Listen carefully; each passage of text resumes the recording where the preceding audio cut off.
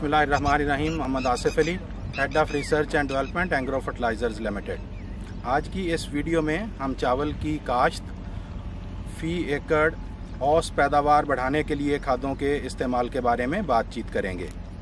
चावल हमारी एक बड़ी अहम और नकद-आवर फसल का दर्जा अख्तियार कर चुकी है और लगभग 70 लाख एकड़ पे मुल्क भर में काश्त की जाती है।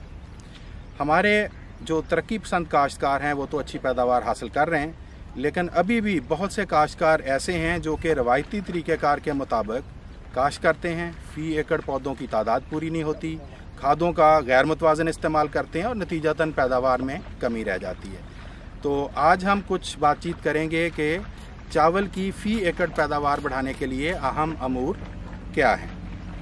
इसमें सबसे पहले ज़मीन की बेहतर तैयारी का मरहला है। ज़मीन का लेवल होना बड़ा ज़रूरी है, चूँकि चावल की फसल में बहुत सा पानी इस्तेमाल होता है। ज़मीन लेवल होगी तो पानी का ज़्यादा नहीं होगा, पानी यकसा तौर पे खेत में फैलेगा और ज़मीन में पौधे बराबर खुराक और पानी हासिल कर सकेंगे। इस मकसद के लिए ज़मीन को हल और करा लगाने के बाद ज़रूरी है कि अगर लेज़र लेवल कर दिया जाए।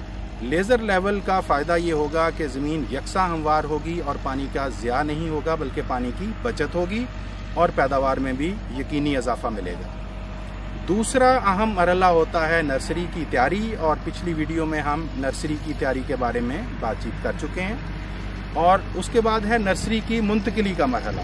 तो नर्सरी मुंतकिल करने के लिए नर्सरी की उम्र जो है वो 25 से 30 दिन होनी चाहिए। जिस तरह आप तस्वीर में देख रहे हैं, 25 से 30 दिन की नर्सरी, पौधे सेहतमंद हों और 2 पौधे फ़ी हिल लगाए जाएं। और जिस तरह आप देख रहे हैं कि ये पौधों की मुंतकिली हो रही है, तो 2 पौधे फ़ी हिल खेत के अंदर लगाए जाएं। इस तरह मजमूई तौर पे खेत के अंदर 80,000 जगहों पे 2 पौधे फ़ी सुराख लगाए जाएंगे और फ़ी एकड़ 1,60,000 पौधों की तादाद हासिल होगी। फ़ी एकड़ पौधों की पूरी तादाद ही नफ़ा बख्श पैदावार की ज़ामिन है। खादों के इस्तेमाल के बारे में तरीक़ाकार ये होना चाहिए कि नर्सरी की मुंतकिली से पहले जब ज़मीन कद्दू कर ली जाए, उस वक़्त 3 बोरी ज़रखेज़ प्लस बासमती इकसाम के लिए, इरी इकसाम के लिए 3.5 बोरी फ़ी एकड़ और हाइब्रिड इकसाम के लिए 4 बोरी फ़ी एकड़ ज़रखेज़ प्लस इस्तेमाल की जाए और उसके बाद पनीरी मुंतकिल की जाए। उसके बाद फसल के ऊपर नाइट्रोजन मैनेजमेंट को प्रॉपर अंदाज में किया जाए। हमारे आम तौर पे काश्तकार नाइट्रोजन का इस्तेमाल यानी यूरिया का इस्तेमाल देर से करते हैं। फसल आखिर तक शगुफ़े निकालती है और उन शगुफ़ों पे बालियाँ यानी मुंजरें नहीं बन पाती, तो जिससे पैदावार में कमी रहने का अंदेशा है। तो नाइट्रोजन का इस्तेमाल इस अंदाज में करना चाहिए कि जब फसल की मुंतकिली को 20 दिन का दौरानिया गुजर जाए, तो उस वक़्त पहली नाइट्रोजन की और जिंक की किस्त इस्तेमाल की जाए। उसके लिए बेहतर चॉइस है कि आप ज़बरदस्त यूरिया फ़ी एकड़ 1 बोरी इस्तेमाल करें, या 1 बोरी एंग्रो यूरिया के साथ 2 थैली जिंगरो इस्तेमाल करें और फिर 20 दिन के वक्फे के साथ यूरिया की दूसरी और आखिरी किस्त जो है वो इस्तेमाल कर ली जाए। इरी इकसाम में 1 बोरी अमोनियम सल्फेट काफ़ी है, 1 से 1.5 बोरी।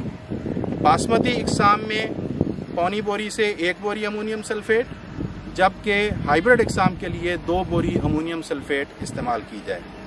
तो इस तरह जो नाइट्रोजन का कुल इस्तेमाल है खड़ी फसल पे, बासमती इकसाम पे 1 बोरी एंग्रो यूरिया या 2 बोरी अमोनियम सल्फेट होगा।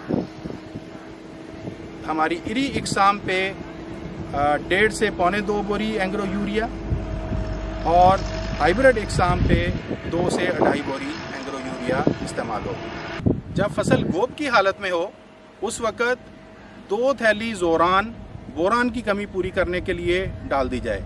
जोरान के इस्तेमाल से दाने बालियों में भरपूर आते हैं और दानों की भराई अच्छी होती है।